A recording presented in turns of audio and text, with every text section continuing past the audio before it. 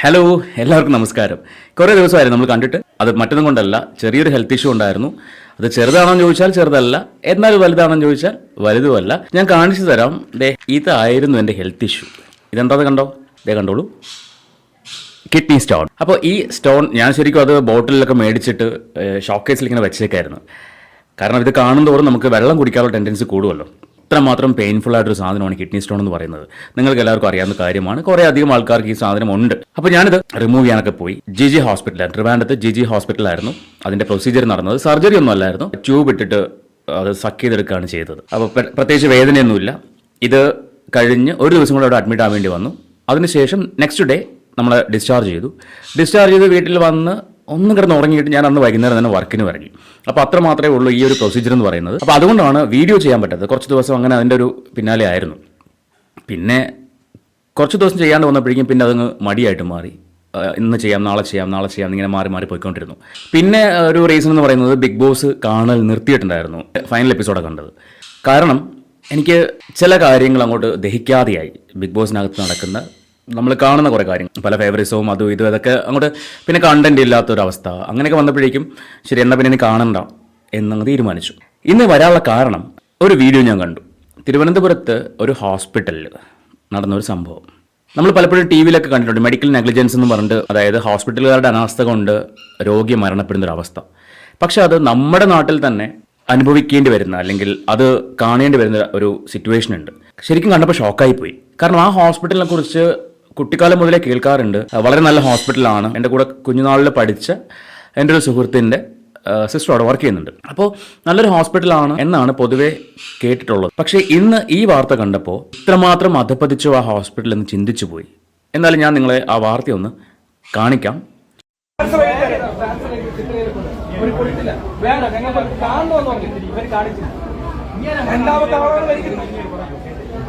Angiogram ചോദിച്ചപ്പോൾ mission complaint.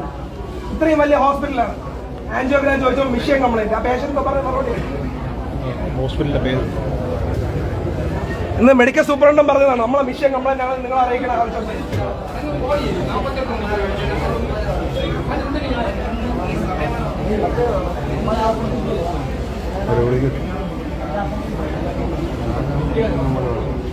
Akshay detail പറയണം.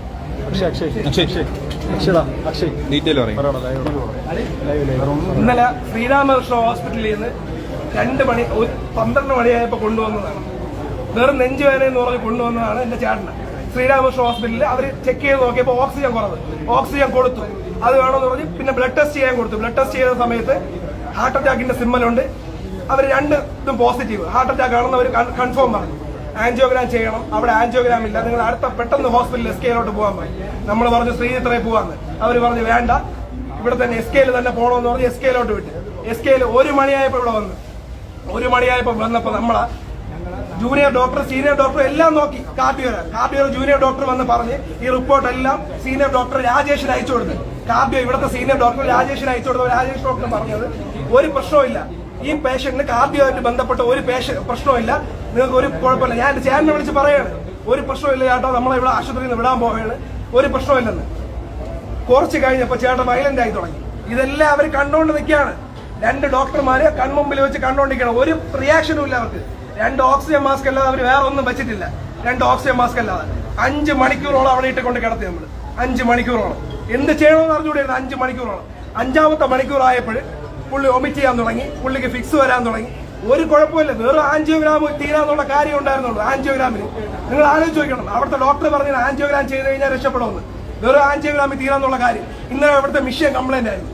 അത് ഇവർ വരുമ്പോൾ നമുക്ക് പറയാമായിരുന്നു, നമ്മൾ വേറെ ആശുപത്രി കൊണ്ടുപോകരുത്, നമുക്ക് ഇവിടെ തന്നെ ചികിത്സിക്കണോ നിർബന്ധമില്ല. അത് അവർ പറഞ്ഞിട്ടില്ല.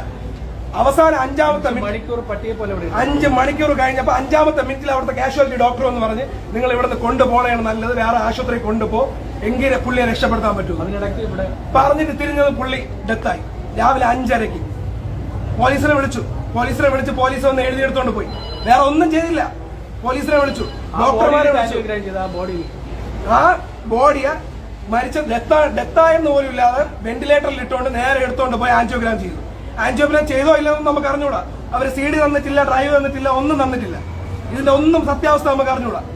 48 മണിക്കൂർ ഒബ്സർവേഷൻ വേണമെന്ന് പറഞ്ഞു. ഇപ്പോൾ ഒന്നുമില്ല. ഇപ്പോഴും ഇവിടുന്ന് കൊണ്ടുപോകണം, ഇവിടുന്ന് കൊണ്ടുപോയില്ലെങ്കിൽ അവർ കേൾക്കാൻ പറ്റുള്ളൂ എന്നാണ് അവർ പറയുന്നത്. നിങ്ങൾ പറ, എന്ത് ചെയ്യണം നിങ്ങൾ പറ, അവർ കേൾക്കാൻ പറ്റുള്ളൂ എന്നാണ് പറയുന്നത്. ഇവിടെ വെച്ച് തന്നെ സംസാരിക്കണം, ഇവിടെ വെച്ച് നിങ്ങൾ എല്ലാവരും കേട്ടോ സംസാരിക്കണമെന്നാണ് ഇവിടെ കൊണ്ടുവന്നത്. 30 ദിവസമായ കൊച്ചാണ്, 30 ദിവസമായി. എന്റെ ചേച്ചി പ്രസവിച്ചിട്ട് 30 ദിവസമായത്. ആ കൊച്ചിന്റെ അവളുടെ ഞാൻ എന്ത് പറയും? ഫുൾ മീഡിയക്കാരെ വിളിച്ചു, ഏഷ്യാനെറ്റ് ന്യൂസ്, കൈരളി ന്യൂസ്, എല്ലാ ന്യൂസ് ചാനലിലെ വിളിച്ചു. ഒറ്റ ആൾക്കാർ ഇവിടെ തിരിഞ്ഞു നോക്കിയിട്ടില്ല. കാരണം എന്റെ അച്ഛൻ ഇതേപോലെ രാജ്യത്തോടെ കൺസൾട്ടേഷനാണ്. എനിക്ക് എന്റെ അച്ഛൻ ഇതേ അവസ്ഥ തന്നെ വരാം. നിങ്ങൾ ആരും ഉണ്ടാകുക, അവരുതായ ഒരു സഹോദരനാണ്, അവയെ മരിച്ചുപോയതാണ്. ഞാൻ ആരുമല്ല പേപ്പറിൽ. ഓക്കെ, അപ്പോൾ ഇതാണ് ഞാൻ കണ്ട വീഡിയോ അല്ലെങ്കിൽ വാർത്ത എന്ന് പറയുന്നത്. തിരുവനന്തപുരത്ത് SK ഹോസ്പിറ്റൽ എന്ന് പറയുന്ന ഹോസ്പിറ്റലിൽ, പേരുകേട്ടൊരു ഹോസ്പിറ്റൽ തന്നെയാണ്. പണ്ട് ഞാൻ നേരത്തെ പറഞ്ഞ പോലെ പണ്ട് ഒരുപാട് രോഗികളെ ചികിത്സിച്ച, ഇപ്പോഴും ചികിത്സിച്ചുകൊണ്ടിരിക്കുന്ന, അത്യാവശ്യം നല്ല രീതിയിൽ ട്രീറ്റ്മെന്റ് കൊടുത്തിരുന്ന ഒരു ഹോസ്പിറ്റലാണ്. പക്ഷെ അവിടെയാണ് ഇപ്പോൾ ഈ സംഭവം നടന്നിരിക്കുന്നത്. നെഞ്ചുവേദനയായിട്ട് പോയൊരു പേഷ്യന്റ്, ബാക്കി നിങ്ങൾ കണ്ടതാണ്, പേഷ്യന്റിന് 5 മണിക്കൂറോളം അവിടെ കിടത്തിയിരുന്നു, പ്രത്യേകിച്ച് ഒരു ട്രീറ്റ്മെന്റും കൊടുക്കാതെ. ആൻജിയോഗ്രാം ചെയ്യാനുള്ള മെഷീൻ അവിടെ ഇല്ല, മെഷീൻ കംപ്ലൈന്റ്. ശാസ്തമംഗലത്ത് ഹോസ്പിറ്റലിൽ ചെന്നപ്പോൾ അവർ ഓൾറെഡി ഫിക്സ് ചെയ്ത കാര്യമാണ്, ഹാർട്ട് അറ്റാക്ക് ആണെന്ന് ഫിക്സ് ചെയ്തതാണ്. ഇവിടെ വന്നപ്പോഴേക്കും പ്രത്യേകിച്ച് ഒരു അസുഖം ഇല്ലെന്ന് പറയുന്നു, കാർഡിയോപരമായിട്ടുള്ള ഒരു അസുഖം ഇല്ലാന്ന് പറയുന്നു. അപ്പോൾ രണ്ടും MBBS പഠിച്ച ഡോക്ടേഴ്സ് ആണോ? എനിക്ക് മനസ്സിലാവുന്നില്ല. എന്നെ ചിന്തിപ്പിച്ചൊരു കാര്യം, നാട്ടിൽ ഏത് വാർത്ത വന്നാലും അതിനെ പൊലിപ്പിച്ച് കാണിക്കുന്ന മീഡിയ ഇവിടെ തിരിഞ്ഞു നോക്കിയിട്ടില്ല എന്ന് അവർ പറയുന്നു. എന്തുകൊണ്ട്? 2 ദിവസം മുൻപാണ് ആദിത്യ നായർ എന്ന് പറയുന്നൊരു പെൺകുട്ടി, 18 വയസ്സുള്ള ഒരു പെൺകുട്ടി സൂസൈഡ് ചെയ്തത്. ആ വീട്ടിൽ കയറി ഇറങ്ങി നടക്കുന്നുണ്ട് മീഡിയാസ്. എന്തുകൊണ്ട് ഇവിടെ വരുന്നില്ല? അപ്പൊ കാശുള്ളവന്റെ കയ്യിൽ അല്ലെങ്കിൽ കാശുള്ളവന്റെ കൂടെ മാത്രമാണോ മീഡിയയും പോലീസും ഒക്കെ? ഇവിടെ എന്തുകൊണ്ട് അവർ തിരിഞ്ഞു നോക്കുന്നില്ല?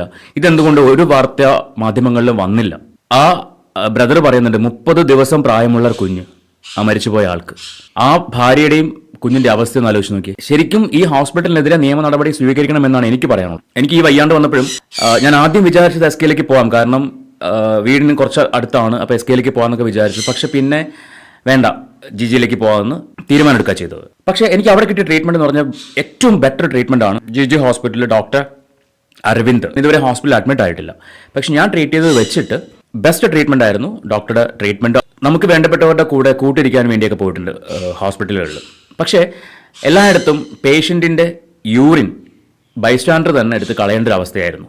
ഇവിടെ പോയപ്പോൾ ഇപ്പം യൂറിൻ പാസ് ചെയ്യുന്നത്, അതായത് ട്യൂബ് ഇട്ടിട്ടുണ്ടായിരുന്നു, ആ യൂറിൻ അവിടുത്തെ സിസ്റ്റേഴ്സ് വന്നിട്ടാണ് എടുത്ത് ബാത്റൂമിൽ കളയുന്നത്. അത്രയും നല്ല കെയറിംഗ് ആണ് GG ഹോസ്പിറ്റലിൽ കിട്ടിയത്.